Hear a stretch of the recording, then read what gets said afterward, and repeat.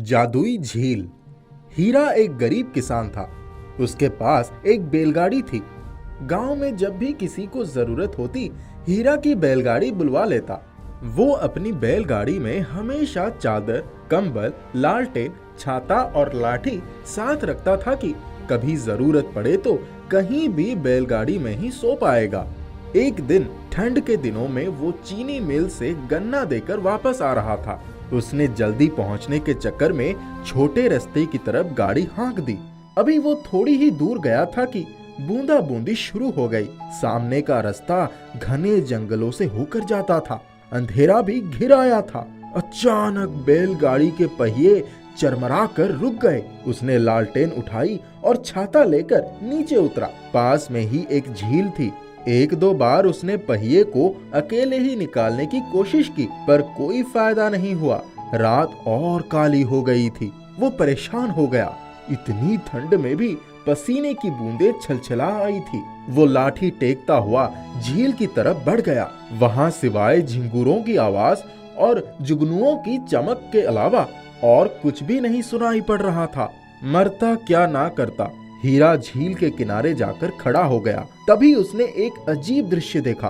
अचानक झील का पूरा पानी रोशनी से भर गया। उसमें से बहुत सारी मछलियां किनारे पर आ गई। एक कछुआ धीरे धीरे चलता हुआ किनारे पर आने लगा। वो सांस रोके पेड़ के पीछे छुपकर सब कुछ देखने लगा। तभी झील की सारी मछलियां और कछुए झील के बाहर निकल गए और उन्होंने खूबसूरत राजकुमार राजकुमारियों का रूप धारण कर लिया। सब ने इधर उधर देखा। काफी देर तक किसी की प्रतीक्षा करते रहे। तभी झील से एक सुनहरा हंस और हंसनी का जोड़ा किनारे पर आ गया। उनके आते ही सब चुप हो गए। वे बाहर आते ही राजा और रानी में बदल गए। राजा ने आते ही राजकुमार को नजदीक आने का संकेत किया और राजकुमार के कान में कुछ बोले। राजकुमार के चेहरे पर मुस्कान खिल गई। वो गया और जो सबसे खूबसूरत राजकुमारी थी उसका हाथ पकड़कर राजा रानी के पास आ गया। राजा ने उस खूबसूरत राजकुमारी से कुछ कहा और वो थोड़ा शर्माई। फिर उसने हाँ में सिर हिलाया। तुरंत शहनाई बजने लगी और पुष्पों की वर्षा होने लगी। दरअसल दोनों का विवाह हो गया। तभी हीरा की बैलगाड़ियों के बेलों के गले की घंटी जोर से घनघना उठी। उस आवाज को सुनते ही सिवाय उस नवविवाहित जोड़े के बाकी सभी लोग झील में कूदकर उसमें समा गए। हीरा जैसे सोते से जगा। वो चुपचाप बैठा रहा। तभी उसने देखा राजकुमार और राजकुमारी उसी पेड़ की तरफ बढ़ रहे हैं। हीरा की सिट्टी विट्टी गुम हो गई। दोनों जब वहां आए तो उनकी बातें उसे सुनाई पड़ी। राजकुमार ने कहा, अरे हम यहाँ से अपने महल की तरफ कैसे जाएंगे? यहाँ तो कोई सवारी भी नहीं दिख रही है। हीरा ने साहस जुटाया और सामने आकर हाथ जोड़कर खड़ा हो गया। उसने राजकुमार से कहा, हुजूर, अगर आप लोगों को किसी सवारी की तलाश है तो मेरे पास बैलगाड़ी तो है, पर उसके पहिए कीचड़ में फंस गए हैं। मैंने बहुत कोशिश की लेकिन निकाल नहीं पाया। राजकुमार मुस्कुराते हुए बोला, अरे वाह, ये तो बड़ी अच्छी बात है। चलो जल्दी चलो, देखते हैं। तीनों जब बैलगाड़ी के पास पहुंचे और राजकुमार ने जैसे ही पहिए में हाथ लगाया, पहिया निकल गया। हीरा बहुत खुश हुआ। उसने कहा, हुजूर, आप लोग आराम से इस बैलगाड़ी में बैठ जाइए। मैं आपको जहाँ जाना है वहाँ पहुँचा देता हूँ। बस आप रास्ता बताते जाइए। ये कहकर उसने बैलों को हाँक दिया। थोड़ी ही देर में बैलगाड़ी जंगल से बाहर आ गई। हीरा को आश्चर्य हो रहा था कि बैलगाड़ी की रफ्तार इतनी ज्यादा कैसे हो गई। हीरा ने कहा, हुजूर, अब बताइए कहाँ जाना है? राजकुमार बोला, अरे बस बस, हम पहुँचने ही वाले हैं। आगे से दाहिने तरफ ले लो भाई। हीरा ने बैलगाड़ी दाहिनी तरफ घुमा दी। उधर मुड़ते ही एक बहुत बड़ा मैदान था। उसको पार करते ही एक बहुत बड़े राज्य की सीमा नजर आई।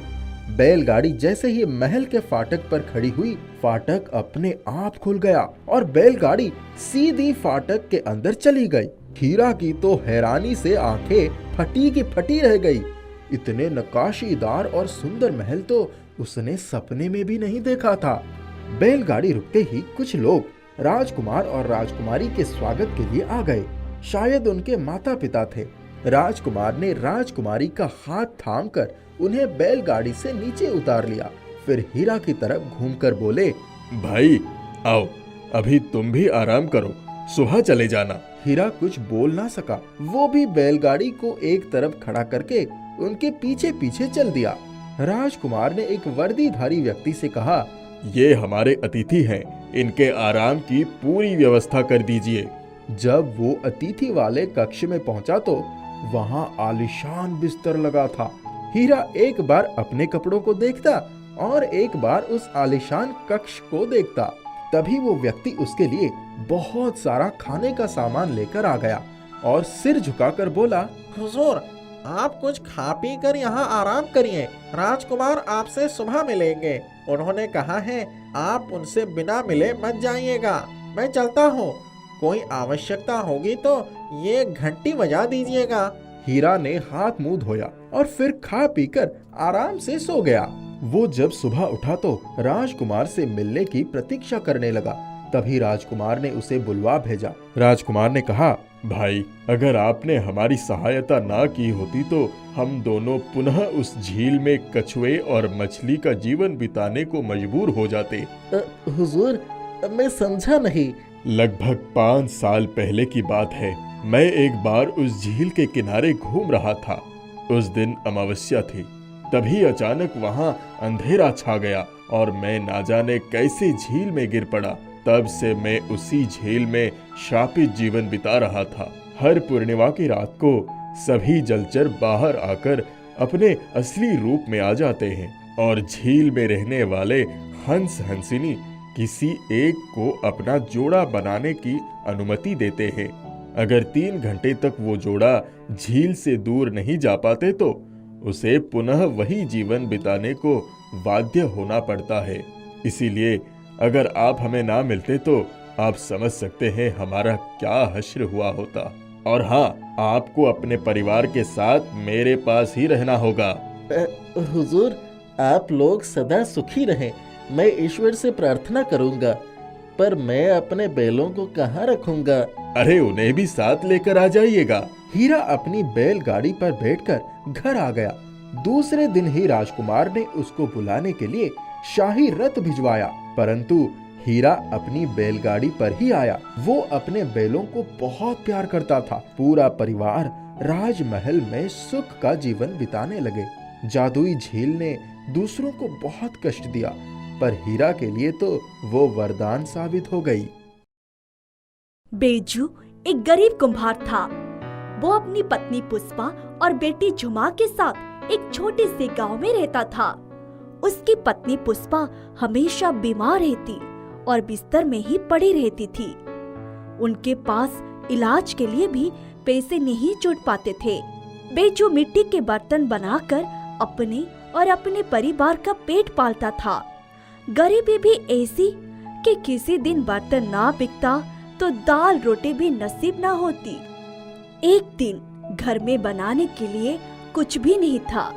झुमा अपने बगल वाले कमला काकी के यहाँ थोड़ा सा आटा मांगने गई तो उसने खूब खरी खोटी सुनाई और कहा, पता नहीं कहाँ से गरीब भुक्कड़ आकर बस गए हैं, मेरे घर में आटा नहीं है। झुमा आंखों में आंसू लिए वापस आ गई। उस दिन बेजू देर तक सोया रहा।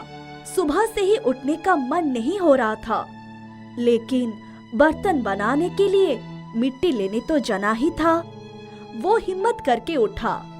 जब मिट्टी लेने जाने लगा तब उसने अपनी बेटी झुमा से कहा, आज तुम हमारे साथ मिट्टी लाने में हमारी मदद कर दो। तबीयत कुछ ठीक नहीं लग रही है। झुमा को बाहर जाकर पिता के साथ काम करने में बड़ा अच्छा लगता था। वो अपने पिता के साथ मिट्टी लेने चली गई। हर जगह कंकरीली मिट्टी दिखाई पड़ रही थी। दोनों तालाब के किनारे से मिट्टी लेने के लिए सोचने लगे और वहाँ पहुँच गए। बेजू बैठकर सुस्ताने लगा। झुमा ने तालाब के स्वच्छ जल में हाथ मुंह धोया और उसके पास से मिट्टी खोदना शुरू ही किया था। थोड़ी मिट्टी खोद चुकी थी। तभी तालाब में से एक कछुआ किनारे पर आकर छटपटाने लगा। वो किसी इंसान की तरह करहा रहा था।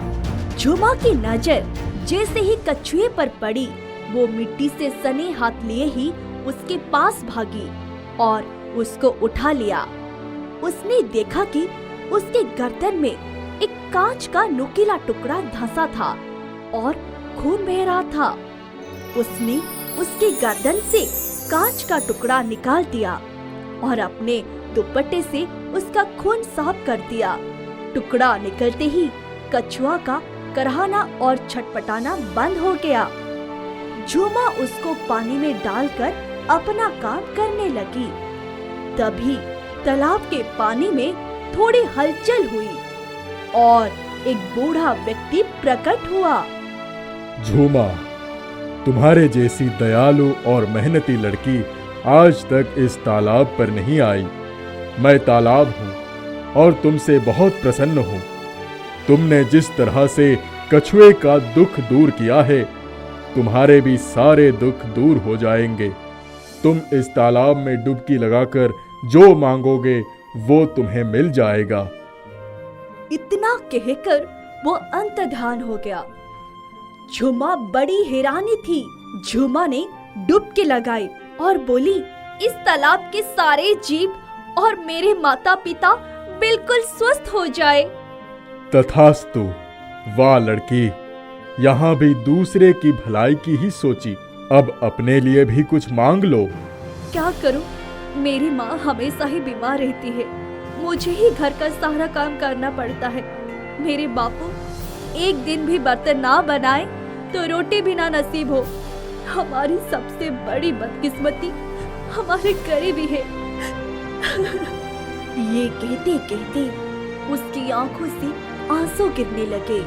तुम चिंता मत करो, घर जाओ, अब सो जाओ। अब से जो कुछ चाहिए तालाब में डुबकी लगाकर मांग लेना। पर ध्यान रखना, तुम अपनी मेहनत और ईमानदारी कभी मत छोड़ना। झूमा ने बेजू से कहा, बापू जितनी मिट्टी खोदी है वही लेकर घर चलो, अभी मुझे खाना बनाना है। उसने मिट्टी का तसला सिर पर रख लिया और एक तसला बेजू के सिर पर रख दिया। फिर दोनों घर आ गए। झूमा घर आई तो देखा उसकी माँ खाना बनाकर घर का सारा काम खत्म कर चुकी थी। नहा धोकर बैठी थी। अरे माँ, आज तो उठ गई। आज मैं आंखें बंद करके जब लेटी हुई थी तभी लगा कि किसी ने मेरे माथे पर हाथ लगाया। मेरी आंख खुली तो कोई नहीं था, लेकिन तब से मेरी तबीयत एकदम ठीक लग रही है। अरे भाई, सुबह से तो मेरी तबीयत भी ठीक नहीं थी, पर तालाब पर से लौटने के बाद ठीक हो गई। झुमा समझ गई कि जादुई तालाब का आशीर्वाद है। बड़ी खुशी खुशी नहा धोकर आई। सबने बहुत दिनों के बाद पुष्पा के हाथ का बना खाना खाया। उसकी माँ ने उसे एक भी काम नहीं करने दिया। झुमा बापू के साथ बर्तन बनाने लगी, पर वो जैसे ही मिट्टी हाथ में उठाती, चाक अपने आप घूमने लगता और बढ़िया सा चांदी का बर्तन तैयार हो जाता। बेजू हैरान था कि झुमा तो हाथ में साधारण मिट्टी ले रही है, फिर ये चांदी के सुंदर बर्तन कैसे बना रही है? बेटी झुमा, ये सब क्या हो रहा है? बापू, जो हो रहा है होने दो, बस मुझसे कुछ मत पूछो। तुम ये चांदी के बर्तन बाजार में बेचकर पैसे ले आना। अगर तुम खुश रहना चाहते हो तो जैसा चल रहा है चलने दो। बेचू हैरान था। वो सोचने लगा, ये कोई जादू तो नहीं सीख गई है? एक दिन मिट्टी लेने वो अकेले उसी तालाब के पास चली गई। उसके वहाँ जाते ही ढेर सारे कछुए, मछलियाँ और मेढक तालाब से निकलकर बाहर आ गए। सबने उसे घेर लिया। झुमा बहुत खुश हुई। तभी एक कछुआ उसके पास आ गया। झुमा, सारे जीव तुम्हारा आभार प्रकट करना चाहते हैं। एक कछुआ उसके पास आ गया।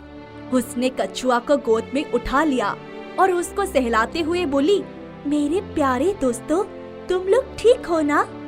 ऐसा लगा कि सबने एक साथ हाँ में शोर मचाया। झुमा मुस्कुराने लगी। क्या बात है झुमा, तुम खुश तो हो ना? हाँ, खुश तो हूँ, पर सोचती हूँ जब मेरी शादी हो जाएगी तब मेरे माता पिता को फिर से साधारण मिट्टी के बर्तन बनाकर अपना जीवन चलाना होगा। जिस माता पिता की तुम्हारे जैसी बेटी हो, उनको कभी कोई तकलीफ नहीं हो सकती। वो उठी तो देखा उसके मिट्टी के तसले भरे हुए थे। उसने तसला सिर पर उठा लिया और घर आकर मिट्टी आंगन में रख दी। एक दिन उनकी पड़ोसन कमला उसके घर अपने बेटे की शादी की मिठाइयाँ लेकर आई तो देखा झुमा चाक पर मिट्टी डाल रही है और बर्तन चांदी के निकल रहे हैं। उसकी आंखें हैरानी से फटी के फटी रह गई, लेकिन वो बहुत चालाक औरत थी। उस समय तो कुछ ना बोली, परंतु उसने झुमा पर नजर रखनी शुरू कर दी। एक दिन जब झुमा तालाब पर गई तो कमला भी चुपके चुपके उसके पीछे पीछे चली गई। जब उसने देखा कि झुमा ने जैसे ही डुबकी लगाई, सारे जीव उसके पास जमा हो गए और झुमा किसी से बात कर रही है पर कोई दिखाई नहीं पड़ रहा है, तो वो उनकी बातों को ध्यान से सुनने लगी। झुमा, तुम्हें किसी चीज की जरूरत हो तो मुझे बताओ। उसने कहा, सब कुछ तो आपका ही दिया हुआ है, हमारे पास था ही क्या। इतना सुनते ही कमला वहाँ से भागी हुई घर आ गई। दूसरे दिन वो सुबह सुबह ही तालाब पर जा पहुँची और तालाब में डुबकी लगाकर बाहर निकली तो उसने देखा कि उसके पूरे शरीर में खुजली होने लगी और दाने निकल आए। वो घबरा कर रोने चिकने लगी।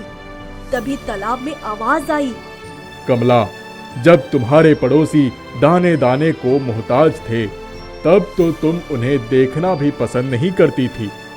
आज उनका थोड़ा सा सुख भी तुमसे देखा नहीं जाता। उसका पीछा करती हुई यहाँ तक चली आई। कमला वहाँ से सीधे घर भागी। दूसरे दिन जब झुमा मिट्टी लेकर तालाब से आई और जैसे ही मिट्टी आंगन में पलटी तो देखा कि मिट्टी में ढेरों सोने के सिक्के थे। वो भागकर बेजू के पास गई और बोली, बापू, हमारे भाग्य खुल गए, ये देखो क्या है। उसकी माँ भी आई। दोनों ने जब आंगन में इतने सोने के सिक्के देखे तो आश्चर्य में पड़ गए। तब झुमा ने उन्हें सारी बात बताई और भागती हुई तालाब के पास गई। डुबकी लगाते ही तालाब ने कहा, इतने दिनों से तुमने कुछ भी नहीं मांगा, अब जाओ सिक्के बेचकर अपनी सारी गरीबी दूर कर लो। कम पड़े तो तालाब में डुबकी लगा लेना। अब उनके पास बहुत सारी धन दौलत हो गई थी। झुमा को जब पैसों की जरूरत होती तालाब में डुबकी लगा लेती।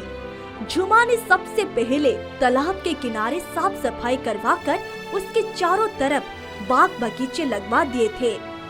तालाब पर सभी लोग आने लगे और तालाब की रौनक बढ़ गई। कमला उनकी तरक्की देखकर कुढ़ती रहती और अपना पूरा शरीर खुजलाती रहती। इसीलिए कहा जाता है, धैर्य का फल मीठा और ईर्ष्या का फल कड़वा होता है।